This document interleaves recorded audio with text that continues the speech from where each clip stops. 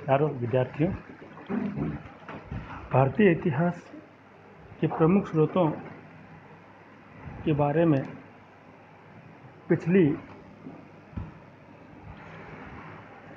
कड़ी में हमने इतिहास को जानने के धार्मिक साहित्य के अंतर्गत ब्राह्मण साहित्य की भूमिका के बारे में चर्चा की थी। आज हम उससे आगे इतिहास को जानने के साधनों में बौद्ध साहित्य और जैन साहित्य की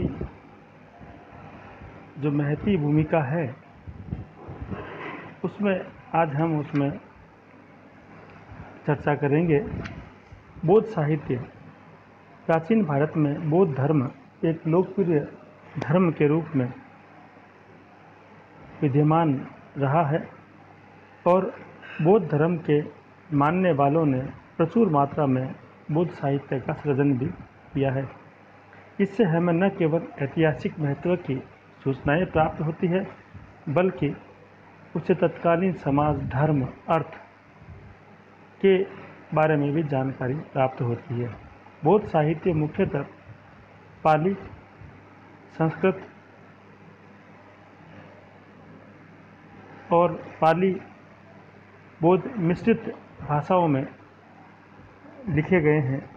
इनमें सबसे अहम जो साधन हैं हमारे सामने, उनमें सबसे पहले हम त्रिपिटकों को रखते हैं।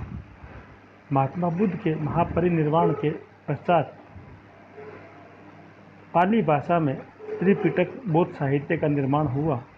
त्रिपिटकों से हमें ईसा पूर्व की शताब्दियों के भारत के सामाजिक, राजनीतिक और धार्मिक जीवन की जानकारी प्राप्त होती है। मुख्यतः ये 3 पिटक हैं: विनय पिटक, सुत्त पिटक, अभिधम्म पिटक। इन त्रिपिटकों में बुद्ध के समय में बुद्ध के द्वारा कहे गए मूल कथन एवं प्रवचनों को शुद्ध रूप में संकलित करने का प्रयास किया गया है।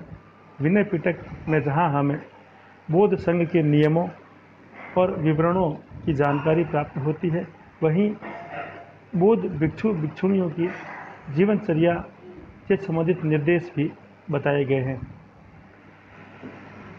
विनय पिटक बुद्ध की शिक्षाओं के प्राण है। ऐसा माना जाता है जब तक विनय है तभी तक उनकी शिक्षाएं हैं। इसी प्रकार सुत्त पिटक में बुद्ध के उपदेशों पर आधारित बौद्ध धर्म के सिद्धांतों का विवेचन मिलता है। अनेक रूपकों, कथानकों, उदाहरणों के माध्यम से इन्हें वर्णित किया गया है। सुत्त पिटक में 5 निकाय हैं और इन्हीं निकायों को फिर अनेक अन्य प्रकार से विभाजित संग्रह किया गया है। सुत्त पिटक में महात्मा बुद्ध के उपदेशों पर आधारित बौद्ध धर्म के सिद्धांतों का विवेचन किया गया है। इसके पश्चात अभिधम्म पिटक में महात्मा बुद्ध की शिक्षाओं में निहित दार्शनिक अवधारणाओं का तार्किक ढंग से विवेचन किया गया है। क्योंकि मनुष्य की जो मानसिक जिजीविषा है, उसको शांत करने के लिए महात्मा बुद्ध ने अनेक रूपकों के माध्यम से बौद्ध धर्म के सिद्धांत जो है उनका दार्शनिक दृष्टिकोण से विवेचित किया गया है। इसमें सृष्टि, ब्रह्मांड, जीव, अजीव इत्यादि गूढ़ प्रश्नों पर चर्चा की गई है। त्रिपिटक ग्रंथों के पश्चात जातक ग्रंथ भी बौद्ध धर्म के बारे में महत्वपूर्ण जानकारी प्रदान करते हैं। जातक ग्रंथों में महात्मा बुद्ध के पूर्व जन्मों की कहानियाँ दी गई है। बौद्ध परंपरा का मानना है कि ऐसे कुल 550 के लगभग जातक कथाएं हैं। इन जातक कथाओं से बुद्ध से पूर्व के काल की आर्थिक, धार्मिक और सामाजिक रीति रिवाजों पर पर्याप्त रोशनी पड़ती है। साहित्य की दृष्टि से भी जातक कथाएं अत्यंत मूल्यवान हैं। इसके पश्चात मिलिंद पन्हो तीसरा महत्वपूर्ण ऐसा ग्रंथ है जो बौद्ध धर्म पर पर्याप्त प्रकाश डालता है। पाली भाषा में ही लिखे गए ग्रंथों में मिलिंद पन्हो सबसे प्राचीन और सुप्रसिद्ध ग्रंथ है। मिलिंद पन्हो में मूलतः हिंद यूनानी राजा मिलिंद, जिसको मेनेंडर भी कहा जाता है, एवं बौद्ध भिक्षु नागसेन के मध्य बौद्ध धर्म के सिद्धांतों और विवादास्पद प्रश्नों पर हुए दार्शनिक वार्तालाप का विवरण दिया गया है। इसी प्रकार महावंश और दीपवंश, ये दो ग्रंथ जो श्रीलंका के पाली महाकाव्य में सम्मिलित हैं, इनसे भी हमें महात्मा बुद्ध की जीवनी, श्रीलंका और भारत के प्राचीन राजवंशों की वंशावलियाँ, प्रथम 3 बौद्ध संगीतियों का वर्णन, महेंद्र और संघमित्रा द्वारा लंका में बौद्ध धर्म के प्रसार इत्यादि का विवरण भी प्राप्त होता है। इसके अलावा मौर्य काल के बारे में भी इसमें महत्वपूर्ण जानकारी प्राप्त होती है। दीपवंश की रचना लगभग 4वीं शताब्दी ईस्वी में हुई मानी जाती है, यद्यपि इसमें इसके लेखक का नाम ज्ञात नहीं हो पाया है। इसी प्रकार महावंश लगभग 5वीं शताब्दी में महानाम द्वारा लिखे जाने के उद्धरण हमें प्राप्त होते हैं। इनके अलावा संस्कृत भाषा में भी कुछ बौद्ध साहित्य का निर्माण हुआ, उससे भी हमें महात्मा बुद्ध के बारे में जानकारी प्राप्त होती है। ऐसे संस्कृत बौद्ध साहित्य में महावस्तु, ललित विस्तर, दिव्य अवदान, बुद्ध चरित्र, सौंदरानंद एवं आर्य मंजूश्री, मूलकल्प इत्यादि मुख्यतः है। महावस्तु हीनयान संप्रदाय से संबंधित एक महत्वपूर्ण ग्रंथ है। यह बौद्ध अनुश्रुतियों एवं सिद्धांतों का विश्वकोश है। ये कुछ पुराणों की शैली में लिखा गया है। इस ग्रंथ का मूल अंश लगभग प्रथम और द्वितीय शताब्दी ईसा पूर्व के आसपास लिखा गया प्रतीत होता है। इसी प्रकार ललित विस्तर में महात्मा बुद्ध के लीलामयी दैविक स्वरूप का वर्णन किया गया है। अवदान साहित्य में दिव्य अवदान एक महत्वपूर्ण रचना है। इससे हमें मौर्य काल के बारे में ऐतिहासिक सूचनाएं प्राप्त होती है। विशेषकर अशोक के उत्तराधिकारियों के बारे में जानने में यह ग्रंथ बड़ा महत्वपूर्ण सिद्ध हुआ है। इसी प्रकार सम्राट कनिष्क के समकालीन बौद्ध विद्वान अश्वघोष की रचनाएं बुद्ध चरित्र और सौंदरानंद में बुद्ध का जीवन व्रत, उनकी शिक्षाएं और प्रसंगवश ऐतिहासिक तथ्य भी हमें प्राप्त होते हैं। आर्य मंजूश्री मूलकल्प भी बौद्ध धर्म का एक अन्य ग्रंथ है जो लगभग 8वीं शताब्दी में लिखा गया। इसमें हमें प्राचीन राजवंशों के बारे में जानकारी मिलती है, विशेषकर नंदों, चाणक्य, चंद्रगुप्त मौर्य, बिंदुसार इत्यादि के बारे में भी जानकारी प्राप्त होती है। उपयुक्त ग्रंथों के अतिरिक्त संस्कृत में भी अनेक ग्रंथ लिखे गए, जिनमें जातकमाला, अवदान कल्पता, अष्टशास्त्रिक, प्रज्ञा पारमिता, लंका अवतार, माध्यमिक शास्त्र, न्याय प्रवेश इत्यादि अनेक ऐसे संग्रह हैं जिनसे हमें तत्कालीन बौद्ध धर्म के बारे में जानकारी प्राप्त होती है। इसी संदर्भ में अब जैन साहित्य भी भारतीय इतिहास को जानने में और इतिहास के निर्माण में महत्वपूर्ण साबित हुआ है। भगवान महावीर स्वामी के पश्चात भारत में प्राकृत भाषा में जैन साहित्य का निर्माण हुआ। ऐसे साहित्य में सबसे पहले अपन जैन आगमों को रखते हैं। जैन साहित्य में जैन आगम सबसे प्राचीन एवं सर्वोपरि माने जाते हैं। इसमें 12 अंग, 12 उपांग, 10 प्रकीर्ण, 6 छेद सूत्र, 4 मूल सूत्र, 1 नंदी सूत्र और 1 अनुयोग द्वार ग्रंथ शामिल किए जाते हैं। इनकी रचना और संकलन संभवतः 4वीं शताब्दी से लेकर 6वीं शताब्दी ईस्वी के दीर्घ काल में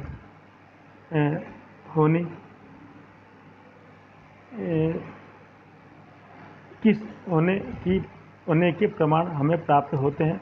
जैन आगम साहित्य से जैन धर्म और दर्शन के बारे में जानकारी के साथ साथ यत्र तत्र सामाजिक, धार्मिक, आर्थिक और प्रसंगवश राजवंशों, राजनीतिक इतिहास की सूचनाएं भी हमें प्राप्त होती है।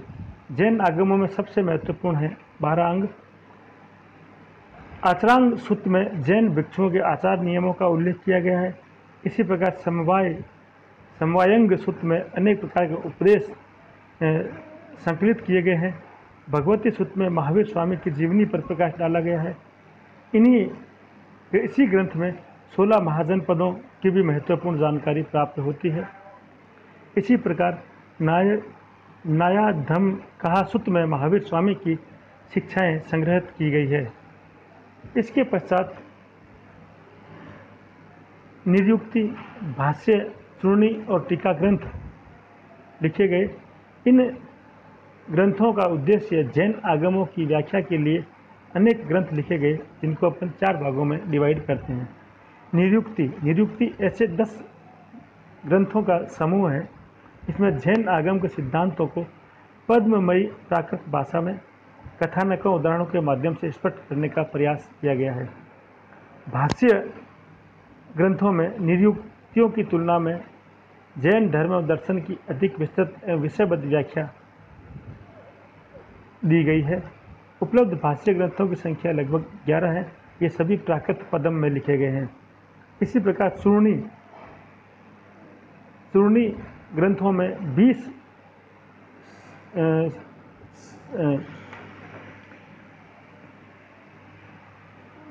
पुस्तकें प्राप्त होती है।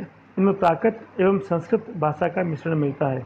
इन चूर्णी ग्रंथों से बड़ी महत्वपूर्ण ऐतिहासिक सूचनाएं मिलती हैं। उदाहरण के लिए कहना आवश्यक चूर्णी नामक ग्रंथ में श्रावस्ती में हुई एक बाढ़ का उल्लेख है, जो महावीर स्वामी द्वारा केवलीय प्राप्ति के 13 वर्ष बाद हुई थी। इसी प्रकार उज्जैन पर आक्रमण करने के उदाहरण भी प्राप्त होते हैं। इसी प्रकार टीका ग्रंथों में मूलतः संस्कृत में लिखे गए हैं एवं उनमें जैन आगमों की व्याख्या को एक पूर्ण एवं तार्किक परिणति तक पहुँचाने का प्रयास किया गया है। जैन टीकाएँ बहुत सारी हैं। प्राचीन काल के प्रमुख टीकाकारों में हरिभद्र सूरी, शीलांक, शांति सूरी, नेमिचंद्र एवं अभयदेव जैसे विद्वानों ने इनका निर्माण किया है। आगमों के पश्चात निरुक्ति, भाष्य, चूर्णी टीका ग्रंथों के अलावा परिशिष्ट पर्वण, भद्रबाहुचरित एवं अन्य ग्रंथ भी हमें प्राप्त होते हैं, जिनसे ऐतिहासिक दृष्टि से जैन साहित्य का सबसे महत्वपूर्ण ग्रंथ आचार्य हेमचंद्र द्वारा लिखा गया परिशिष्ट पर्वन है। यह हेमचंद्र की पुस्तक त्रिशस्तिशला का पुरुष चरित्र के पृष्ठ के रूप में मिलता है। इस ग्रंथ में हमें ऐतिहासिक जानकारियाँ, जैन आचार्यों की जीवनियाँ, नंदवंश, चंद्रगुप्त मौर्य और चाणक्य के बारे में प्रचलित कथाएँ, अनुसूचियों की जानकारी प्राप्त होती है। इसी प्रकार ऐतिहासिक दृष्टिकोण से महत्वपूर्ण ग्रंथ भद्रबाहुचरित है। इसमें जैन आचार्य भद्रबाहु और चंद्रगुप्त मौर्य के जीवन की घटनाओं का उल्लेख किया गया है। इसी प्रकार जैन पुराण और कथाएं भी हमें प्राप्त होती है। जैन साहित्य के अंतर्गत प्राप्त पुराणों और कथाओं की रचनाओं में हमें सामाजिक धार्मिक जीवन की जानकारी प्राप्त होती है। ऐसे पुराणों में जिनसेन द्वारा लिखा गया हरिवंश पुराण 8वीं शताब्दी का, जिनसेन एवं गुणभद्र द्वारा रचित महापुराण 9वीं शताब्दी का उल्लेखनीय है। महापुराण के ही 2 भाग हैं, आदि पुराण और उत्तर पुराण। महापुराण वास्तव में धर्म, दर्शन, नीति एवं कर्म कांडों का जैन विश्वकोश है। जैन साहित्य के अंतर्गत बहुत सारा अन्य साहित्य भी लिखा गया। ऐसी रचनाओं में हरिभद्र सूरी का कथाकोश, सम्रादित्य कथा एवं धूर्ताख्यान, उद्योतन सूरी द्वारा रचित कुवलयमाला, सिद्धार्थ सूरी द्वारा लिखा गया उपमिति भव प्रपंच कथा एवं जिनेश्वर सूरी कृत कथाकोश प्रकरण इत्यादि ग्रंथ हैं, जो हमें तत्कालीन जैन धर्म के बारे में जानकारी प्रदान करते हैं। उसके साथ साथ प्रसंगवश राजनीतिक घटनाओं की जानकारी प्राप्त होती है, राजवंशों की सूचनाएं भी प्राप्त होती है और तत्कालीन समाज, धर्म, राजनीति सभी प्रसंगों की जानकारी हमें इन ग्रंथों से प्राप्त हो जाती है। विद्यार्थियों, इस कड़ी में हम आज इतना ही रिविजन करेंगे। नेक्स्ट व्याख्यान में भारतीय इतिहास को जानने के स्रोतों में धर्मेतर साहित्य का क्या योगदान है, उस पर चर्चा करेंगे। धन्यवाद। जय हिंद, जय भारत।